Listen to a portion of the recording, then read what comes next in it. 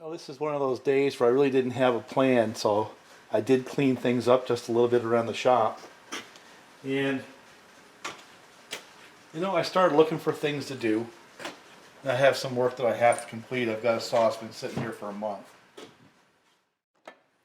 But I wanted to kind of review a couple of the parts that are online that are available. And one of them is the 372 or 365 set of cases that are aftermarket. They cost like maybe 50 bucks.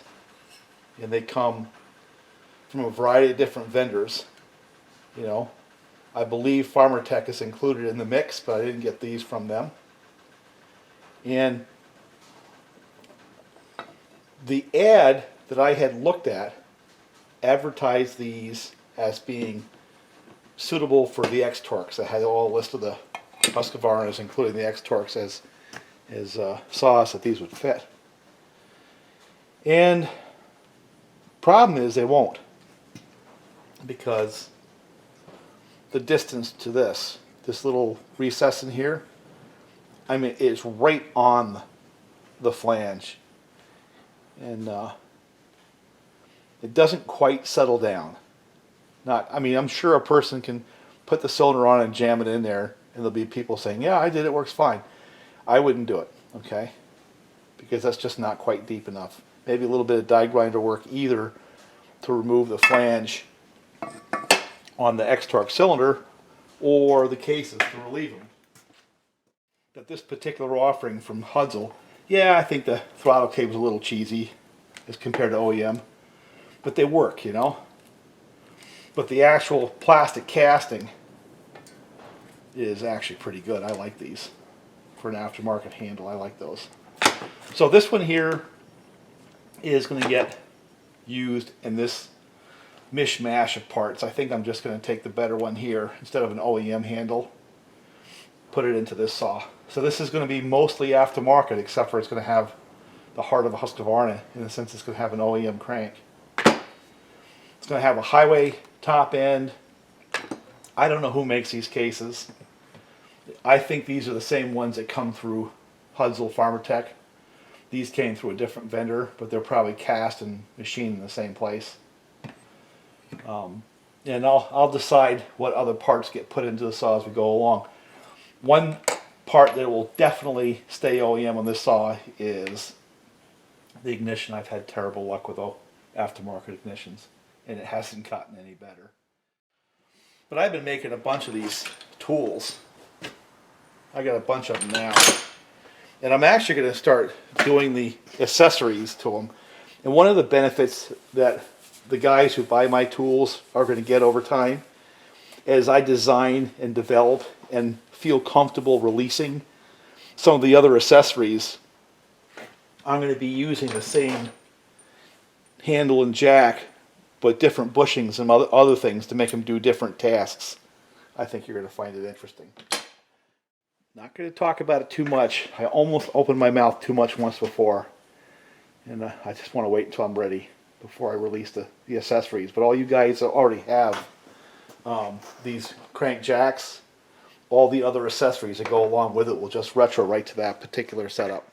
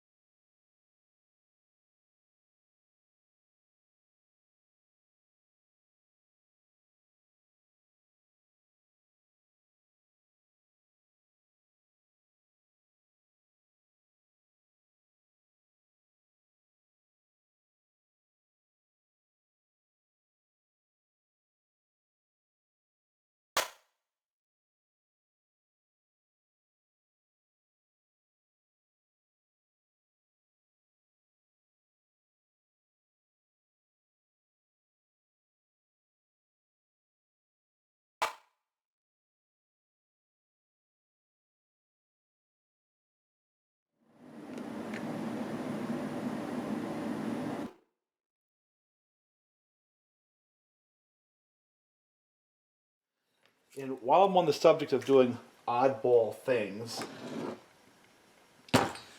one of the things I kind of want to do is I want to blend the 372 X-Torq carb with an original edition 372. Now theoretically it's slightly large in diameter, but that's not why I'm doing it. You know why I'm doing it? Because I don't happen to have the right parts. I don't have the right filter holder. You know what I'm saying? So, and I've got the right OEM boot, but I don't have the right filter holder. I just want to see if it'll work geometrically. And it should be a simple change. And what I'm going to do is I'm going to cut all that off.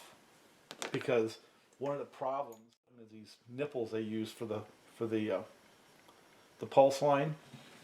So, see, this is all kind of coming together. Using that nipple the way it is means you got to kink the line pretty tightly, which hurts its ability to pulse. Yeah, you can do something about it. You can do what I've done in the past and bend them and things like that. But I didn't have the right filter holder. I have a whole bunch of these X-Torq carburetors. You know, I mean, I've got a pile of them. And because I've been taking those top ends and stuff like that off, and so as far as I'm concerned, they're junk, right? So what I'm going to do is I'm going to cut this piece off so I can rotate this. And then I can rotate the manifold bracket here and the boot to where the carburetor is relatively level. The problem I'm going to have is getting the throttle cable over into here and up and not having it kink too far. Now I kind of mocked it up and it worked. If it doesn't work, I'm going to punch a hole in this cover here to make it work. So it's not like it's the end of the world. I think what I want to do before I get too far into it is let me just take a quick look inside the carburetor and make sure I'm not dealing with potato chips for the diaphragms.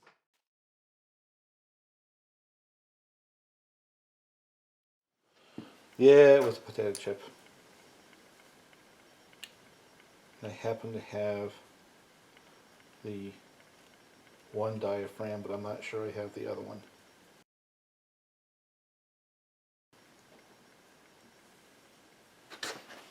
I don't know if you can see that, but there is a considerable amount of dirt.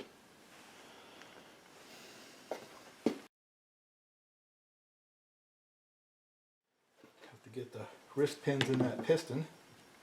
Get that piston on there.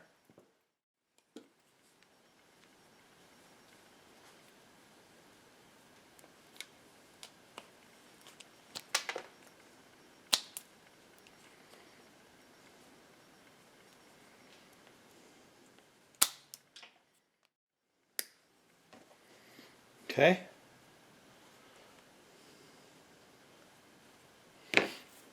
Let's see if we can make this work.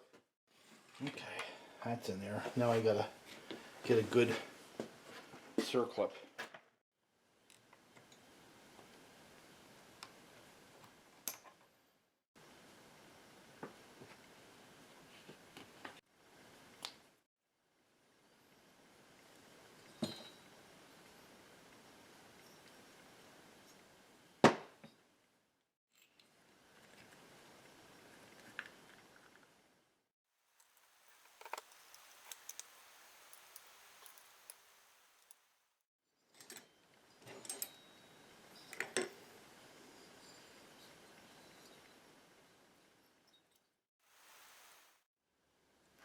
Really kind of cold, so this is not optimal.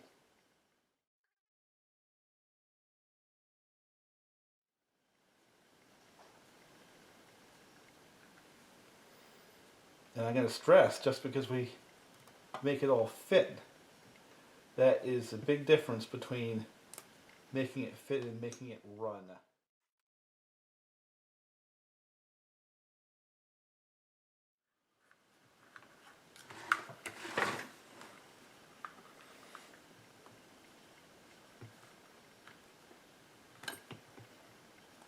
of the way quick and get this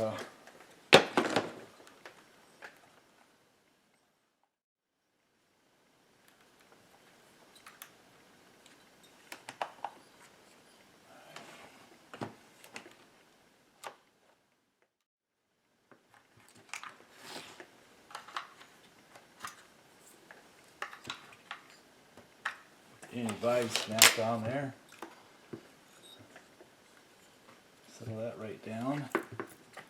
See how it crimps on that pulse line. If you had the normal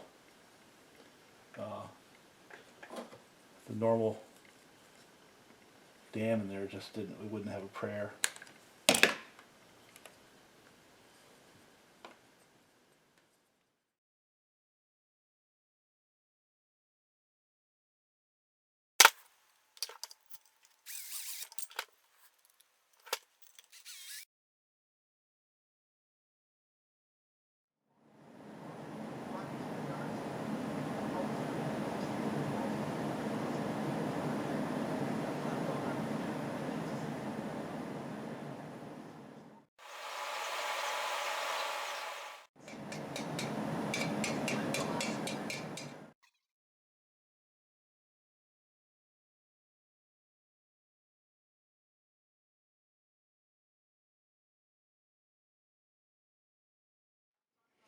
Okay, let me just kind of update where we are on this saw.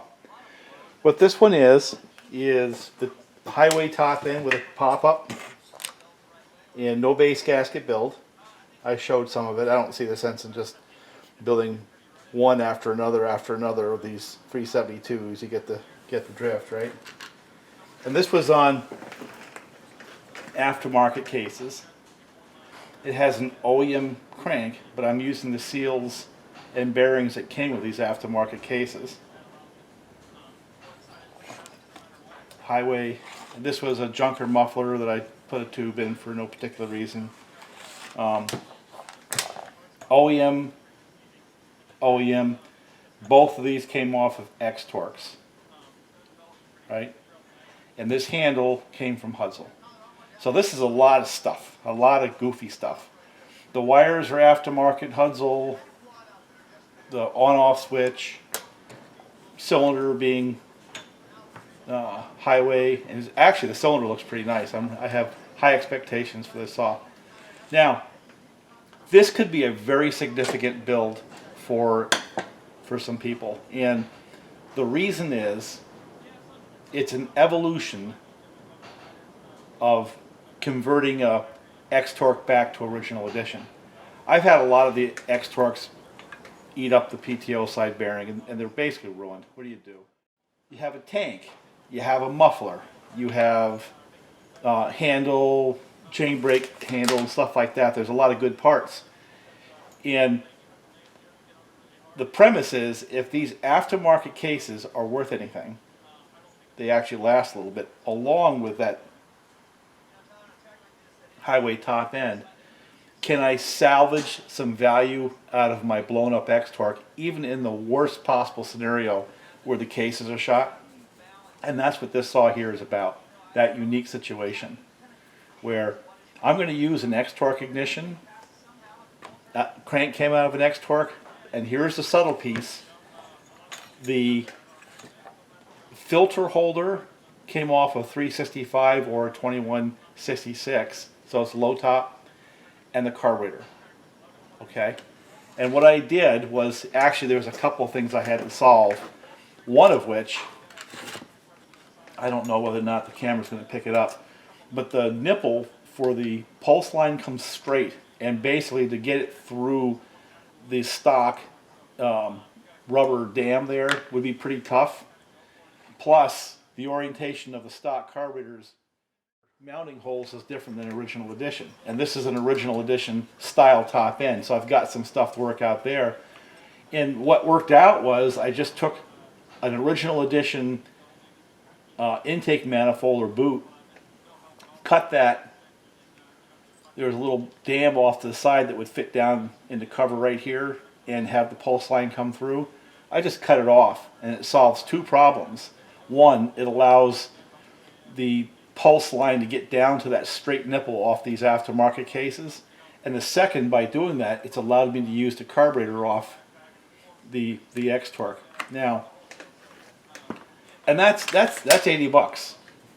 I'm going to have to do a little more monkeying around because the distance from here to here is a little bit different. What I'm going to end up doing is taking that little plastic piece off and then taking a file and taking probably 20 thousandths, cutting it back about 20 thousandths, so there's a little more slack in the throttle. I don't think it'll get to idle right now. I mean, it might, but it's really close. Part of that's because of the Husqvarna throttle cable, which is a little bit Mickey Mouse, and part of it's because this carburetor was not designed to be held by that particular bracket, so the things aren't lined up perfectly.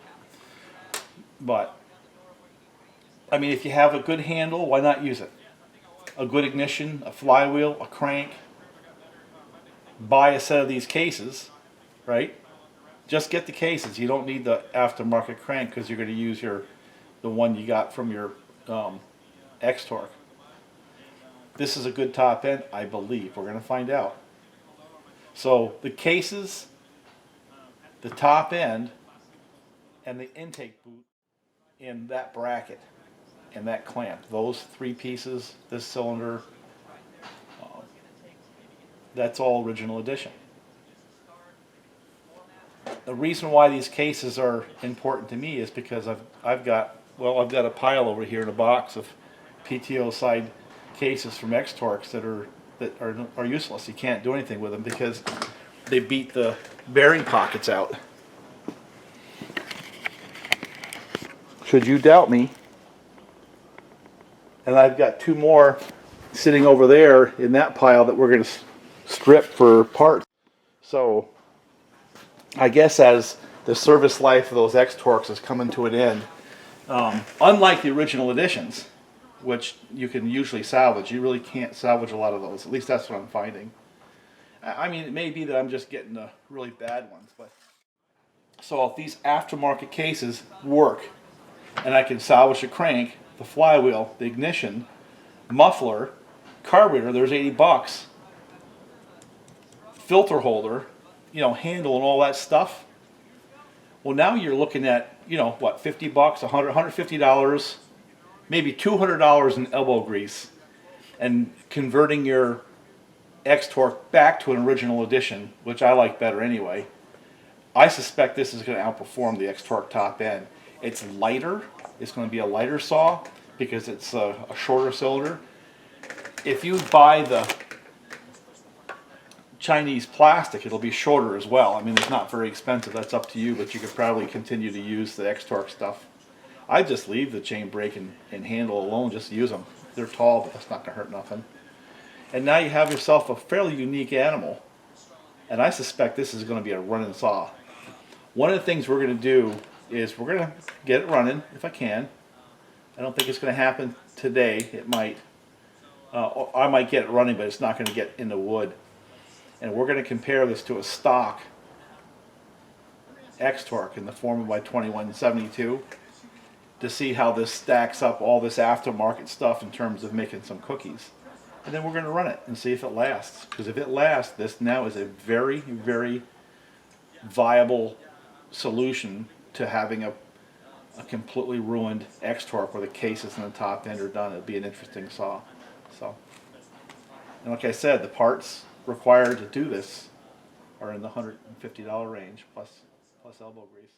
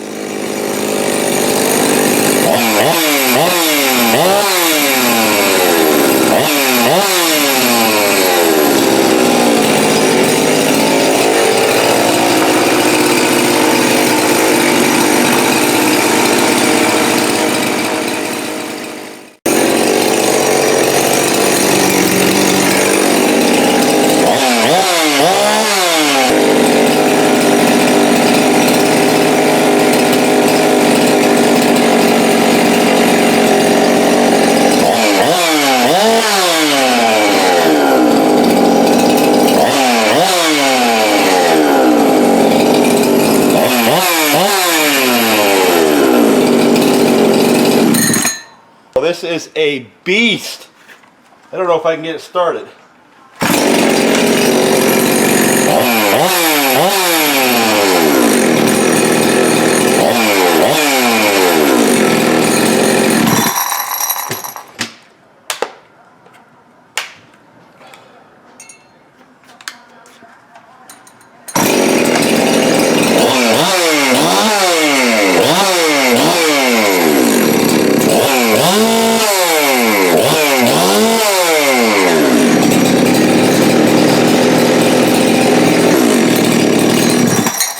Alright, that's enough.